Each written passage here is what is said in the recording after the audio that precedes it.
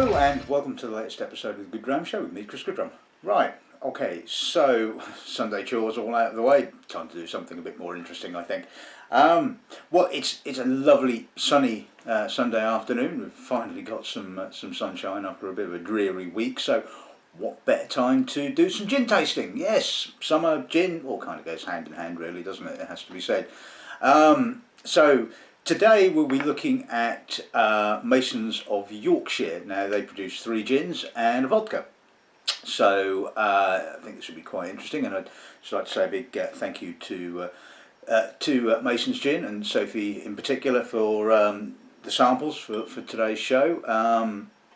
Kind of dropped in, shall we say, somewhat unannounced a few weeks ago, or probably even a month or so ago now. It's been quite a while. I've had quite a backlog of episodes of the show to do, so it's taken a while to get round to doing this. And do you want to taste our gin? Yeah, well, why not? You know, I mean, you twisted my arm, so to speak. So, right, so Masons of Yorkshire apparently was started by a couple called Carl and Kathy Mason, who created a website or a Facebook page or something like that called Gin and Tonic Friday, and kind of got into their gins, and according to the blurb, the official blurb, they found so many gins were very similar in taste and lacked any distinction. Well, there seem to be 1,000,001 of the things around at the moment, it has to be said, each one trying to outdo each other with more weird and wonderful botanicals and all that kind of stuff. So, but yeah, there are a lot of gins out there that are, yeah, okay, it tastes like gin, and you know, we get a lot of people coming in the shop saying, do you do this gin, do you do that gin? And essentially the answer is no, I don't. You know, do you want half a dozen or half a million, you know, London dry gins that all have a very similar flavour profile? No, you don't. You want something with a bit of interest, something a bit of difference, you know. You can argue that some of these gins are becoming, well, the word quirky springs to mind, but sort of, you know, they're becoming, shall we say, a little bit on the, trying to outdo each other on the weird and wonderful botanicals that they use. And I suppose sometimes there is a place for, you know, just going back to basics and sort of, you know, choosing sort of like, you know, a handful of botanicals. And to be fair, Masons don't use sort of 1,000,001 different botanicals. I mean, they only use a handful, which include juniper, obviously, cardamom, orange, fennel, bay leaf, and Szechuan pepper, which is interesting. So we'll see if that sort of kind of pepperiness comes through.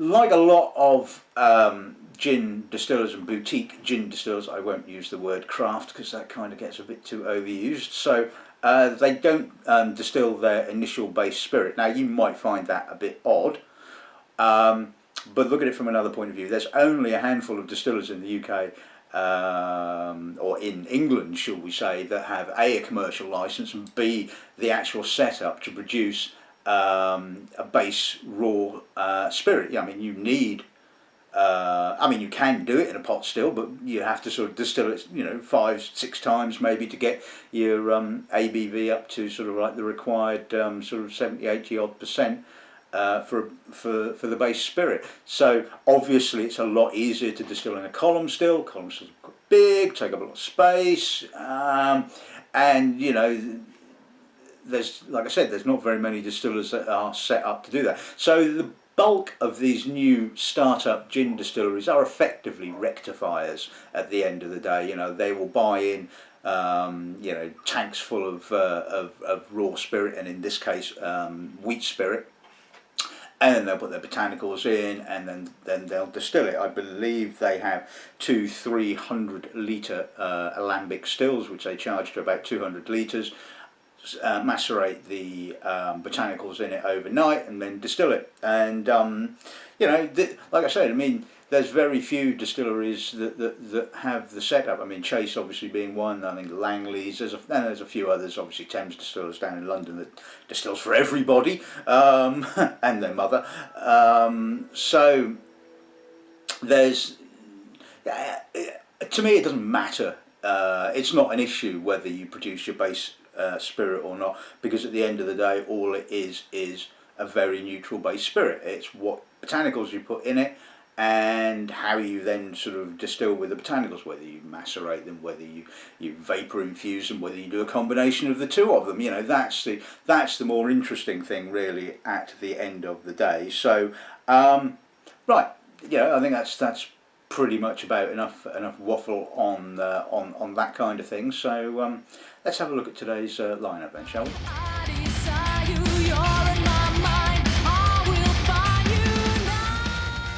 Now, as so many people seem to think, gin and tonic. I mean, you know, I'm tasting them sans tonic. I'm not into all of that. You know, I want to taste the raw spirit. I want to taste, you know, as nature intended to be. If you like your gin with some tonic, then fine. Got no issue with that at all.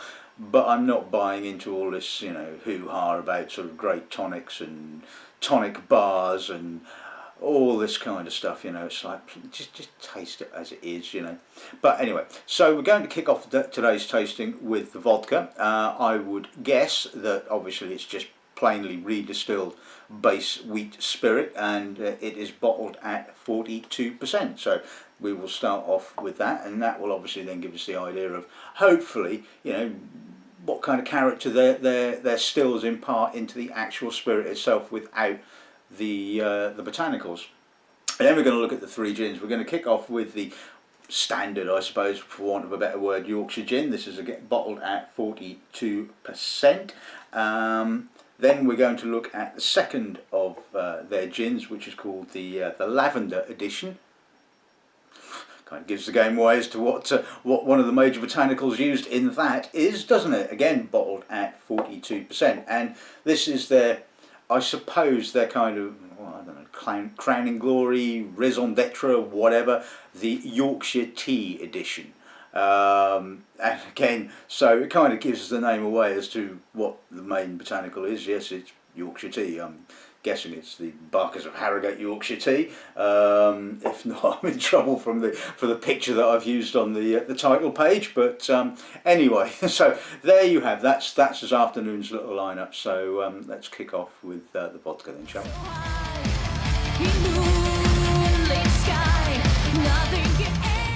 Right. Okay. So let's see what the vodka does.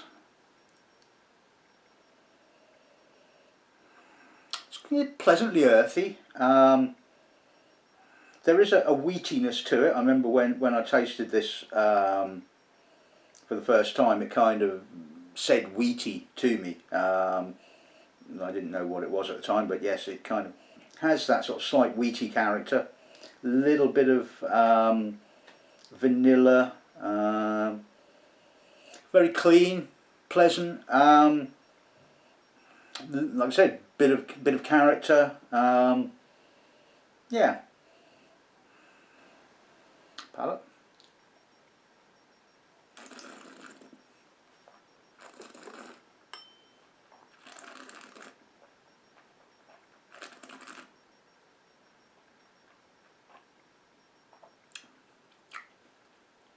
Again, a little bit of wheatiness, pleasant grip to it, look, almost citric kind of character.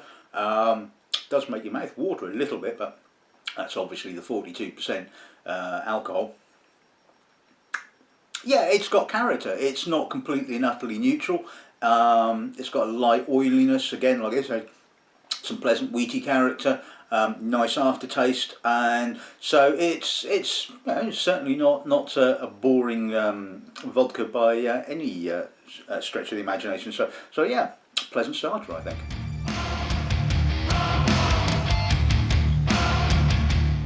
Okay, so let's move on to the Yorkshire Gin, the standard gin in the range, shall we say.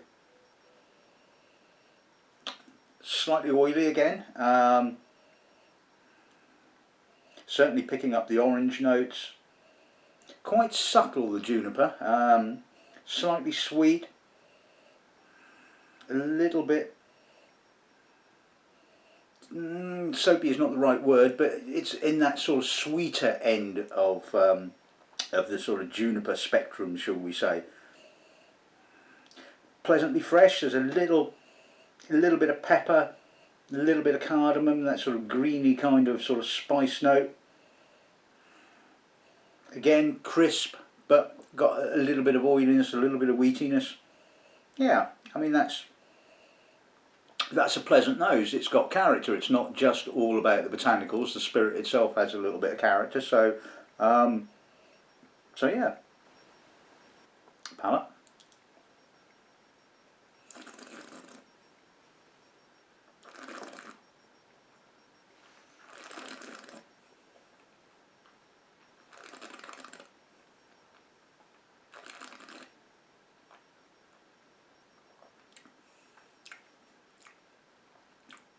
Again, citrus up first, the orange up first, sweet, almost kind of perfumed juniper character, and the cardamom and you can certainly taste the Szechuan pepper on the finish. It's got a real sort of palate tingling character, it has to be said, which is really, really nice. Again, clean spirit, nice, slight earthiness, again a little bit of the wheaty character kind of coming through. Pretty well balanced, I think, all nice and harmonious, you know, nice progression of flavours, like I said. So yeah, I think that's quite an impressive gin, it has to be said.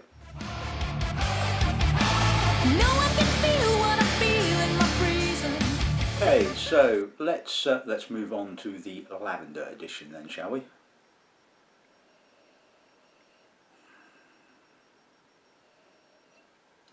It's a bit flat. It's still got some nice citrus notes. There's a sort of lavendery, subtle character, but it feels a little flat. There's a bit of juniper, but I'm not getting a huge amount else. Although the lavender itself isn't kind of like sort of smacking you in the face with lavender character, but it's certainly quite dominant there in the spirit. And like I said, a little bit perfumed. I'm not getting anywhere near the sort of, you know, subtle spiciness in the standard vodka gin. Sorry. Palate.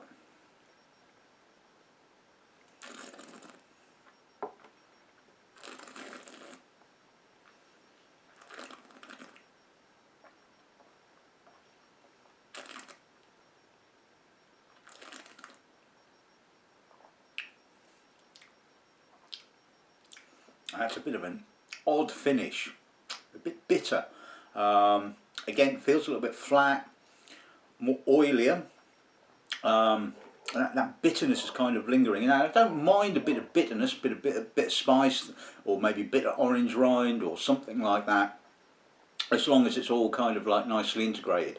But this is just a bit, not really my cup of tea, it has to be said. We'll get to the cup of tea later. Yeah, you can taste the lavender, you can taste the juniper, but it's kind of flat. It's a little bit bitter on the spices on the finish. Yeah, maybe that would work really well with a bit of tonic. I don't know, but I think neat. I'm not loving it, as a certain commercial would say. So so yeah, let's move on then, shall we?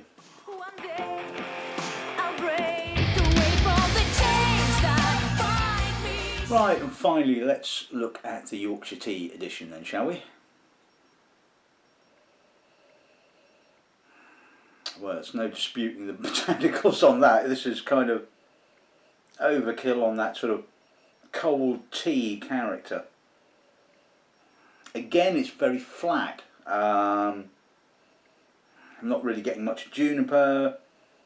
There's a little bit of orange kind of lingering in the background, but it's just kind of cold tea leaves. Yeah. I mean, so you know, you can argue that it does what it says on the tin, but it's kind of not exactly subtle. Yeah, tea. Palate.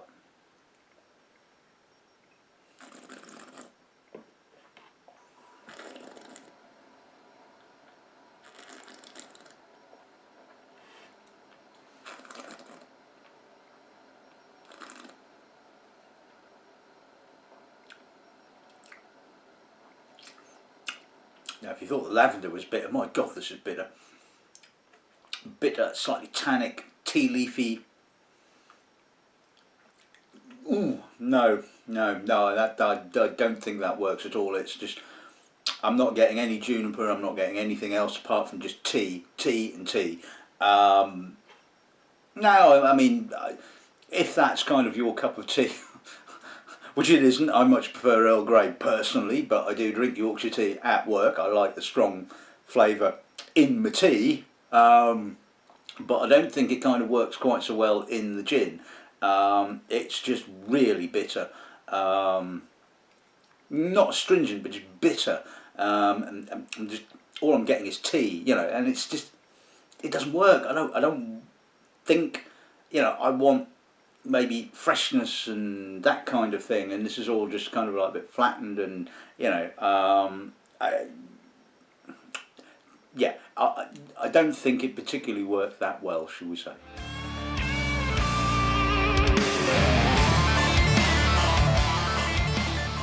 Right, okay, so let's sum this sort of tasting up. Well, I mean, on the evidence of the vodka and the standard gin, which incidentally I am stocking the standard gin, great spirit, lots of character, lots of sort of, you know, relative complexity. You know, I'm getting character from the actual spirit, subtle botanicals. You know, not overly complex in botanical character, but it you know, you don't need 1,000,001 botanicals sometimes. You know, sometimes all you need is kind of like, you know, a bit of juniper, you know, some other citrus notes and things like that. And I love the pepperiness on the finish. I love that kind of Szechuan pepper note, which really tingles the tongue, and absolutely fantastic. I think a really good gin. I don't like the other two. I don't think they work, and you may well disagree with me on this. I'm sure that Masons themselves will completely disagree with me and think I haven't got a clue what I'm talking about, but the lavender doesn't work. It's a bit too perfumed. It's not quite sickly. I mean, I have tasted a lot more sicklier gins, it has to be said, but I don't know whether it's the botanicals, the oils in the lavender, it just dampens the whole thing down. It doesn't have the freshness, and certainly doesn't have the character of spirit that the standard gin actually has. And as for the Yorkshire Tea one, well, if you love Yorkshire Tea, then great. I imagine you're going to absolutely love it. To me, I don't think it works. I'm not really a fan of it at all. It's too bitter. It's too much tea. It's just, that's the overriding characteristic. It's, you know, there's none of the juniper, there's none of the citrus, none of the spice. You know, it's just tea and tea. You know. But the standard gin, I really like. I think that is a very good gin, and certainly worth trying out. And the vodka as well. The vodka is pretty good, but the other two just leave me a little bit cold. And like I said, it's just not quite my cup of tea. So anyway, that's this week's episode of the show in the bag. A fairly short and sweet one, as gin and vodka ones have a tendency to be. So I'll just basically say good dramming, good afternoon, and go enjoy the sun.